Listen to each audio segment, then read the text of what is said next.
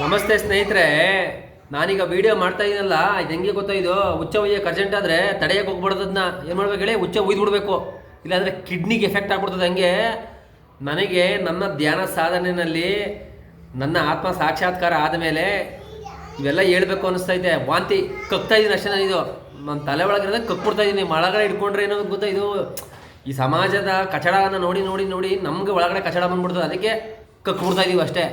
ಅದನ್ನ ನೀವು ಒಳ್ಳೆ ದಾರ ತಗೋಬೋದು, ಕೆಟ್ಟ ದಾರ ತಗೋಬೋದು. ನನ್ನ ಧರ್ಮಪತ್ನಿ ಬೈತಿರ್ತಾಳೆ, ಯಾಕೆ ಹೇಳ್ತೀಯ ಮರೆಯ, ಇವರೆಲ್ಲ ಈ ಕಡೆ ಕಿವಿಲಿ ಕೇಳಿಸಿ ಈ ಕಡೆ ಕಿವಿಲಿ ಬಿಟ್ಬಿಡ್ತವೆ, ಇವು ಇಷ್ಟೆಲ್ಲ ಹೇಳ್ತಾ ಇದೆಯಲ್ವ, ಯಾರು ಒಬ್ಬರನ್ನ ಧ್ಯಾನ ಮಾಡೋಕ್ಕೆ ಹಾಕು ನೋಡೋಣ. ಬೆಳಗ್ಗೆ ಸಂಜೆ ಗಂಟೆ 10 ನಿಮಿಷ ಧ್ಯಾನ ಮಾಡಿಬಿಡ್ರಿ ಸಾಕು, ನಿಮ್ಮ ಯೋಗ್ಯತೆಗೆ ನೋಡೋಣ. ಅದೇ ನೀವು ನನಗೆ ಕೊಡೋ ದೊಡ್ಡ ಗಿಫ್ಟು. ನಮಗೆ ನಿಮ್ಮ ಲೈಕ್ ಬೇಡ, ನಿಮ್ಮ ಶೇರ್ ಬೇಡ, ನಿಮ್ಮ ಸಬ್ಸ್ಕ್ರಿಪ್ಷನ್ ಬೇಡ, ಏನು ಬೇಡ ನನಗೆ. ಡೈಲಿ ಬೆಳಿಗ್ಗೆ ಸಂಜೆ 10 ನಿಮಿಷ ಸಿಂಪಲ್ ಉಸಿರಾಟದ ಮೇಲೆ ಗಮನ ಇಡೋದು, ಧ್ಯಾನ ಮಾಡಿ. ಅದು ಈ ಡಿಸ್ಕ್ರಿಪ್ಷನಲ್ಲಿ ಹಾಕಿರ್ತೀನಿ ಲಿಂಕ್ನ, ಅದು ನೋಡಿ ನೀವು ಧ್ಯಾನ ಮಾಡಿ. ಅದೇ ನೀವು ಕೊಡೋ ದೊಡ್ಡ ಗಿಫ್ಟು ನನಗೆ. ಧ್ಯಾನ ಮಾಡಿ, ಚೆನ್ನಾಗಿ ಖುಷಿಯಾಗಿ ಬದುಕಿ. ಅಷ್ಟೇ ಸಿಂಪಲ್ ಲಾಜಿಕ್ಕು, ಇನ್ನೇನಿಲ್ಲ. ನನಗೆ ಎಕ್ಸ್ಪೆಕ್ಟೇಷನ್ ಏನಿಲ್ಲ. ನನಗೆ ನೀವು ಯಾವ ಸಬ್ಸ್ಕ್ರಿಪ್ಷನ್ನು ಬೇಡ, ರೀಲ್ಸು ಬೇಡ, ಯಾವ ಫಾಲೋಯರ್ಸು ಬೇಡ. ನನಗೆ ಖುಷಿ ಸಿಗೋಗಂಡು ನಾನು ಮಾಡ್ತೀನಿ ವೀಡಿಯೋ, ಆಮೇಲೆ ಸ್ಟಾಪ್ ಮಾಡ್ಬಿಡ್ತೀನಿ. ನಾನು ಯಾವಾಗ ಬೇಕಾದ್ರೂ ಸ್ಟಾಪ್ ಮಾಡ್ಬೋದು. ನನಗೇನಿದೆ, ನಂದೇ ನೀನು